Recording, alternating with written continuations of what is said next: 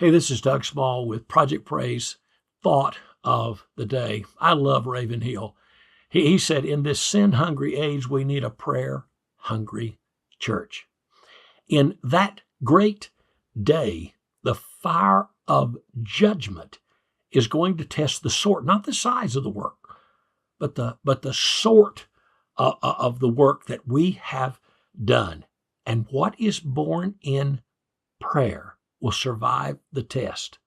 Prayer does business with God. R.E. Torrey said, if a church is going to have a mighty man of God for its pastor, it must have a praying pastor. And it must have men and women who pray with that pastor, around that pastor. You have to be willing to pay the price. The price is not a big salary. It's not a big parsonage. No. The price is prayer. You have to really pray the price. It's not great preaching that moves the church. It's great preaching that comes out of great praying. Not eloquence, but something of the touch of God, something of the supernatural hand of God.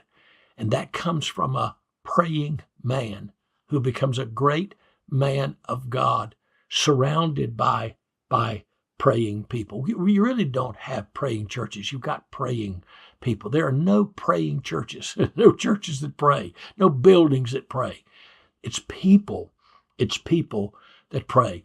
E.M. Bounds reminds us that every great achievement in Christian history comes out of prayer, out of prevailing prayer, out of answers from God, because people have prayed. And only if we're willing to make the church not a house of preaching so much or a house of praise, but a house of prayer, only then will the preaching have the effect that it should have, and will the praise have the effect that it should have. My house shall be a house of prayer. The first sign that this is happening, that God wants to do something great with you, is that He sets you to praying. He sets His people to praying. I spend a good bit of time with Dr.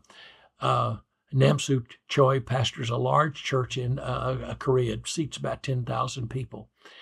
And before he pastored 10 people, and he met in the basement. God told him, if you will give your life to prayer, I will allow you to touch the world. And his World School of Prayer now operates in 106 nations around the world. When God intends great mercy for His people, the first thing He does is He sets them on a course of prayer. Armin Geswin said, Pentecost did not come through a preaching meeting. It came through a prayer meeting. From Pentecost to Patmos, God never departs from the pattern. Everything comes by prayer. We need a praying church in this sin-hungry world. We need a prayer-hungry church. Hey, this is Doug Small with the Thought of the Day, Project Pray, America's Prayer Meeting Movement.